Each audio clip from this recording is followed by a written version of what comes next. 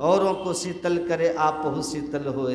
गुरु महाराज जी कहते थे वाणी की ताकत तो देखो, वाणी में कितना बल होता है कि अगर सेना का चीफ कहता फायर तो युद्ध शुरू होता है, लोगों का मरना शुरू होता है, दुश्मन मरने लगते हैं, दोनों तरफ से फायरिंग हो जाती है, मर जाते हैं लोग। और वही कहता है स्टॉप फायरिंग तो युद्ध बंद हो जाता है, लोगों का जान बचता है। तो वाणी है ना सब, इसलिए वाणी के दोष के कारण ही 90% झंझट घर में होता है। बोलने नहीं आता लोगों को, बड़े से कैसे बात करें, पिता से कैसे बात करना है, माँ से, भाई से, पत्नी से, पति से, सास से, ननद से, मतलब आपको कैसे बोलना चाहिए ये आपको नहीं आता, इसलिए झगड़ा होता है घरों में। जिस आदमी को बोलने नहीं आएगा देखिएगा हरदम उससे झगड़ा होगा, और लोग उससे बड़ा भागते हैं, कुछ करे ना करे, लेकिन बोलने का ढंग नहीं है तो लोग कहेंगे हे उससे अलगे रहिएगा, कब क्या बोल देगा, बेइज्जत हो जाइएगा। तो बोलना, कौआ भी बोलता है और कोयल भी बोलती है, लेकिन कौवे को कोई पसंद नहीं करता काँव काँव सुनना, आ कोयल की सब सुनना चाहते। तो वाणी है ना सब, बड़ा सोच के बोलिए, औरों को शीतल करे आप हो शीतल हो, ऐसा बोलिए कि दूसरों को भी अच्छा लगे। बोले लखन मधुर मृदु वाणी। कोई मधुर और मृदु वाणी आती कहाँ से है? जब ज्ञान विराग भक्ति रस सानी, ज्ञान वैराग और भक्ति का रस जब वाणी में मिलेगा तो वाणी में कोमलता और मधुरता। तो मन से, वाणी से, शरीर से जो आप करेंगे वो आपको भोगना पड़ेगा, कोई आपका भोगने में साथी नहीं होगा। डॉक्टर के पास पैसे से आपको भर्ती करा दिया जाएगा, लेकिन पेट जब चिरेगा तो दर्द कौन बांटेगा? वो तो आपको भोगना पड़ेगा। इसलिए कहा कोई किसी का कर्म का सुख दुख का दाता नहीं, अपना है। इसलिए आप कर्म करने में आप स्वतंत्र हैं और उसके फल भी आप भगवान सुख दुख के रूप में देंगे। जैसा कर्म वैसा फल। तो क्या करो, आप अपने कर्म की ओर ध्यान दीजिए। अपनी ओर निहार तुझे क्या परी परारी, अपनी ओर निहार कीजिए, खुद देखो हम अपना कर्म कर्तव्य निभा रहे हैं कि नहीं। लोग कहते हैं हम क्या करें बाबा, हम क्या करेंगे, हमारा आदमी तो ढंग का नहीं है। आप अपना ढंग से चलिए, दूसरे का छोड़िए। अपनी अपनी करनी अपने अपने साथ, अपने अपने साथ किया सो आगे पावे। बाप का करनी बाप, पूत को पुते मिलता, जोरू को जोरू, खसम को खसम को मिलता। पत्नी का किया पत्नी, पति को किया पति को, बेटा के बेटा, बाप का किया बाप को। अपनी करनी साथ, मैं नेकी बदी है संग संग ये जई है दोई। पलटू करनी और के नहीं और के मात, अपनी अपनी करनी अपने अपने साथ। तो हमारी करनी हम भोगेंगे, हमारा जो कर्तव्य है वो हम निभाएंगे। हम दूसरा न निभाए उसका फल वो भोगेंगे। जो तो को कांटा बोवे ताही बोवो तू फूल, और ताको फूल का फूल है वाको है त्रिशूल। आप अपनी करनी को ठीक रखो, दूसरा नहीं अपना कर्तव्य निभाए तो मत निभाए। तुम अपना कर्म ठीक रखो, तुमको उसका फल मिलेगा, उसको उसका फल मिलेगा। आज संजोग है, आपस में रिश्ते हैं, मौत हो जाएगी, एक झटके के साथ सब बिखर जाएगा। आपके साथ क्या जाएगा? कर्मानुगो गच्छति जीव एकः। कर्म लेके जाओगे, आपे बीजे आपे पावे, नानक हुक्मी आवे जावे। गुरु नानक साहब कहते हैं जो बोए हो वह तुम्ही को भोगना और काटना पड़ेगा।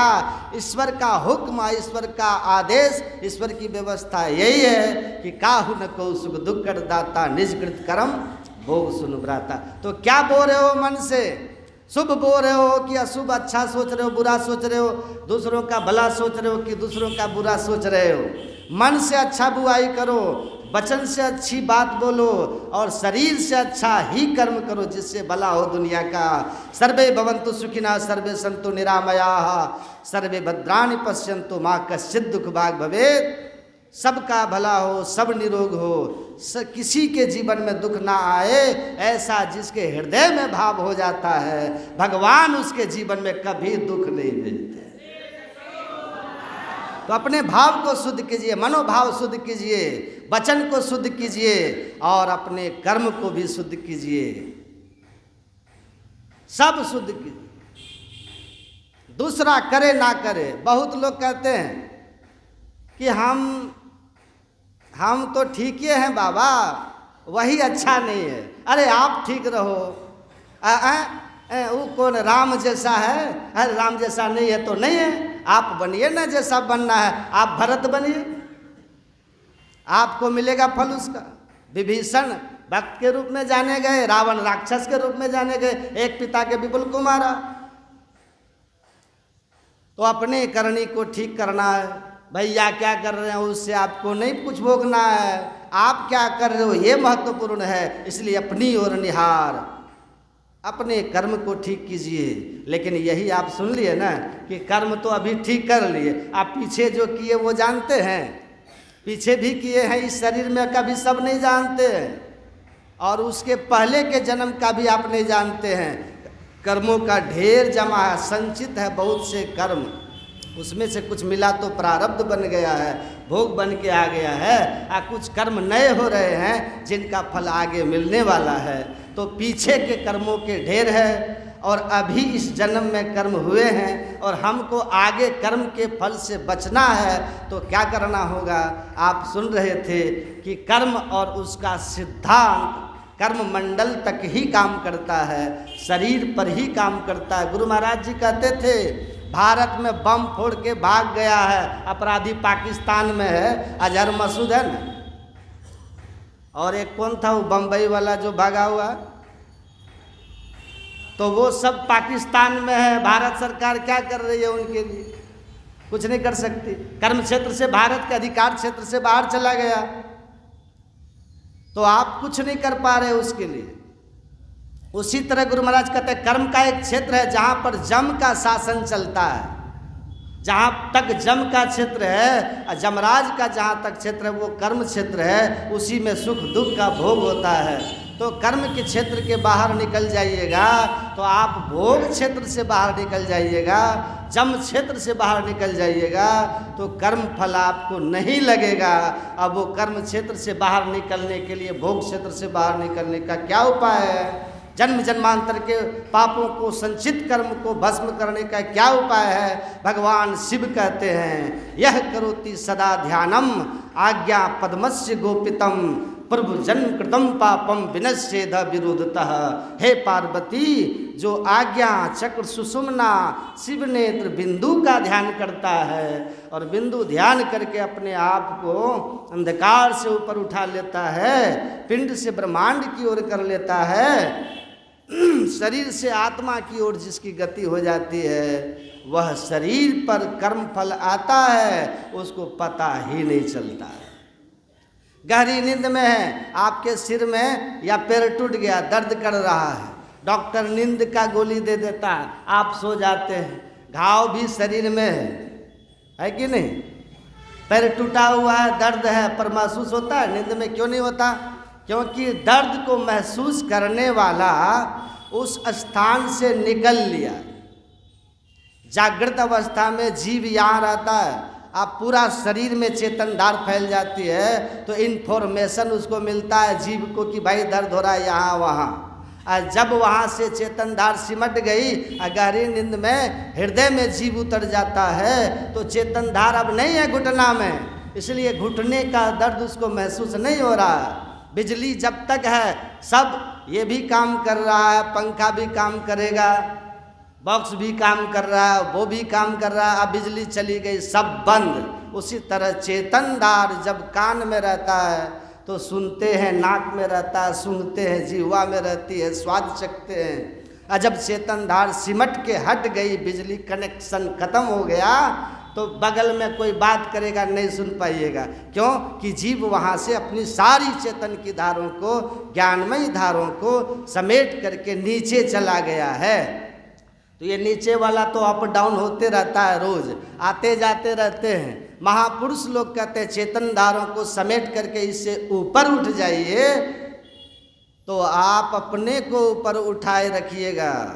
देह रहे संसार में, जीव राम के पास, दादू कछु व्यापे नहीं, काल जाल जम त्रास। ऊपर उठा लिया, कर्ममंडल से ऊपर चले गए, साधन में पग जाय अति ही गंभीर हो, या तन की सुधि नहीं रहे धीर बर वीर सो, सांझ भोर दिन रैन कछु जाने नहीं, अरे हारे में ही बाहर जड़वत रहे माही चेतन सही। कुछ पता नहीं चलेगा, शरीर पर आएगा, मस्त है। गुरु महाराज कहते थे समाधि में जैसे गहरी नींद में चले गए तो शरीर का दुख सुख आपको पता नहीं, शांति के सागर में हो, जगोगे तो फिर पकड़ लेगा, और नहीं तो खूब शराब के नशे में किसी आदमी को कोई है, कहीं दर्द भी रहता है तो एकदम हल्का पता चलता है, 9 के बराबर नशा उतरता तो पता चलता। उसी तरह जो ध्यान करके अपने को ऊपर उठा लेता है, जब समाधिस्थ रहता है तो कुछ पता नहीं चलेगा। पर महाराज सदगुरु महाराज जी का आप लोग सुने होंगे, हरनिया का ऑपरेशन हुआ, कहा एक तो सुइया देंगे। गुरु महाराज ने कहा कि हम जीवन में कभी नशा नहीं किए हैं, इसलिए हम नशा नहीं लेंगे। कहा कि चीरेंगे तो दर्द होगा। गुरु महाराज जी ने कहा आप चीरिए, कितनी देर लगेगी? कहा 50 मिनट। गुरु महाराज जी ने कहा कि कोई बात नहीं, 50 मिनट के लिए मैं आपको ये शरीर आपको दे देता हूँ। और गुरु महाराज शरीर से निकल ली, अपने समस्त चेतनधारों को महायोगी समेट करके पिंड से ब्रह्मांड की ओर कर गए। डॉक्टर डर गए कि मैं ही दास तो मर गए, क्योंकि नस नाड़ी धड़कन सब बंद हो गया।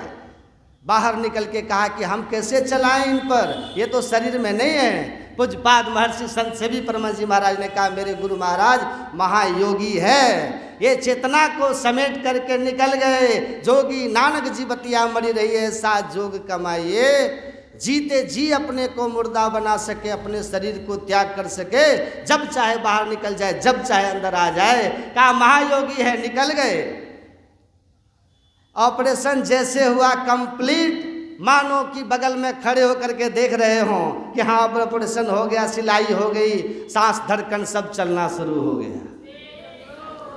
तब जो नास्तिक डॉक्टर थे वो पैर छूके प्रणाम किया और कहा, बाद में फिर दीक्षित भी हुए और कहा कि महाराज हम सुनते थे कि भारत के योगी लोग ऐसे होते थे कि जिंदा मुंह शरीर से निकल जाते थे, तो हम सोचते थे सब बकवास है, आज साक्षात जिंदा देख लिए हैं, जिंदा देख लिए। तो आप समाधि में कुछ पता नहीं, आज जब शरीर भाव में आओगे तो गुरु महाराज जी ने कहा गहरे नशा में जैसे चोट का पता नहीं चलता, वैसे शरीर भाव में भी रहिएगा तो भयाजी हरि रस पी मतवारा, ओ नाम खुमारी नान का चढ़ी रहे दिन रात। वो ऐसा अंदर के आनंद के नाम के नशे में, ईश्वरीय रस के नशे में रहता है कि उस नशा में उसको संसार का दुख का कुछ भी पता नहीं चलता। और संसार में प्रारब्ध कर्म शरीर में दुख रूप में आए, सुख रूप में आए, उन सब से उठ करके आनंद रस का आनंद लेता हुआ ब्रह्म पीयूष मधुर शीतल जो पै मन सो रस पावे, उस ब्रह्म पीयूष को, ब्रह्ममय अमृत को पान करने वाला वो साधक संसार के कर्मों को करता हुआ, सुख दुख को भोगता हुआ भी उनसे निर्लिप्त, संसार का भला करता हुआ, संसार को ज्ञान देता हुआ, संसार के लिए अपने जीवन में दुख उठाता हुआ, आनंद के सागर में रहते हुए शरीर को त्यागता है, तो वहाँ जाता है जहाँ फिर नहीं फिरे, जहाँ से कभी दुख में संसार में नहीं आता। बोलिए प्रेम से श्री सद्गुरु।